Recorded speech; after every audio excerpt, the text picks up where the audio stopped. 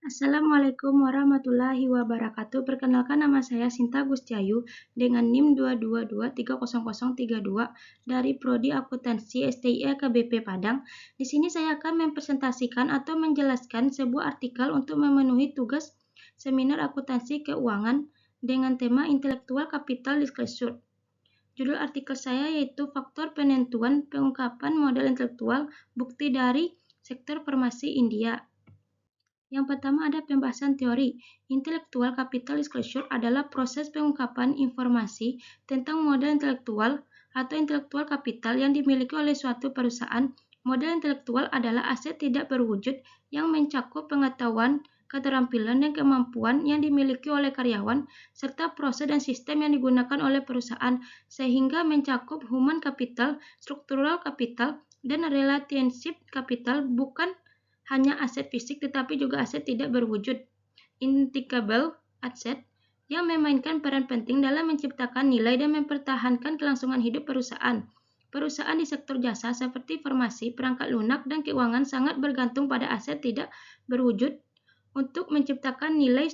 Studi-studi sebelumnya menunjukkan bahwa perbedaan antara nilai buku dan nilai pasar semakin meningkat dan aset fisik tidak cukup untuk menjelaskan nilai perusahaan. Oleh karena itu, penting untuk mengungkapkan informasi tentang modal intelektual atau intellectual capital untuk membantu pemangku kepentingan membuat keputusan yang akurat.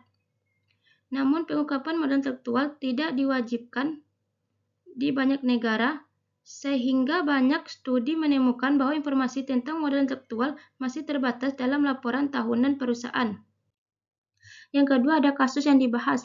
Yang pertama, penelitian ini membahas tentang faktor-faktor yang mempengaruhi pengungkapan modal intelektual di perusahaan-perusahaan farmasi terkemuka di India, dengan fokus pada perbedaan antara nilai buku dan nilai pasar perusahaan. Yang kedua, menggunakan laporan tahunan dari 10 perusahaan yang terdaftar di NSE Pharma Index selama periode 2015 sampai 2017. Metode analisis konten digunakan untuk menghitung skor pengungkapan modal intelektual, sementara model regresi digunakan untuk mengevaluasi hubungan antara pengungkapan modal intelektual dan variabel-variabel tertentu.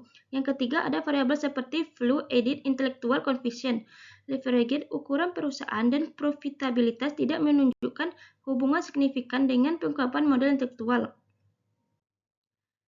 Yang ketiga, ada objek penelitian atau sampel penelitian. Yang pertama, industri. Perusahaan farmasi yang terdaftar di National Stock Exchange NSE Pharma Index di India. Yang kedua, data dikumpulkan dari laporan tahunan perusahaan selama tahun 2015 sampai 2017. Yang ketiga, ada sampel terdiri dari 10 perusahaan farmasi di India yang terdaftar dalam NSE Pharma Index. Yang keempat, laporan tahunan perusahaan yang diperoleh dari database Prowess. Yang kelima, memiliki laporan tahunan yang tersedia dan dapat diakses selama 3 tahun berturut-turut. Yang keempat, ada teknik analisis data. Yang pertama, analisis konten digunakan untuk menghitung skor Intellectual Capital Disclosure Index berdasarkan 33 indikator intellectual capital. Yang kedua, regresi data panel diterapkan untuk menguji hubungan antara intellectual capital disclosure dan variabel independen seperti efficient intellectual capital, ukuran perusahaan, profitabilitas, leverage, jumlah direktur independen, dan usaha perusahaan. Yang ketiga, analisis statistik deskriptif digunakan untuk menggambarkan distribusi data termasuk rata-rata atau means, minum, dan maksimum standar deviasi. Yang keempat, uji multikolinearitas atau multicollinearity test dilakukan untuk memastikan tidak ada hubungan yang terlalu tinggi antara variabel independen. Yang kelima, uji signifikansi. Uji digunakan untuk mengetahui signifikan masing-masing variabel independen terhadap ECD. Uji F digunakan untuk mengukur signifikansi model secara keseluruhan. R kuadrat digunakan untuk melihat seberapa baik model dapat menjelaskan variabilitas dalam pengungkapan intelektual kapital. Yang kelima, ada hasil penelitian. Yang pertama, pengungkapan intelektual kapital di sektor farmasi India meningkat setiap tahun 2015 hingga 2017.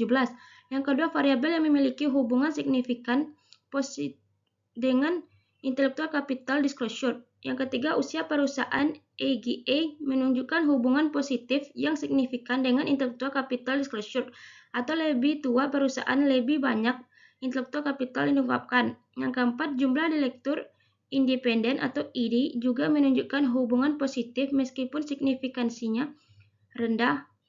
Yang kelima, variabel yang tidak berpengaruh signifikan terhadap intellectual capital disclosure.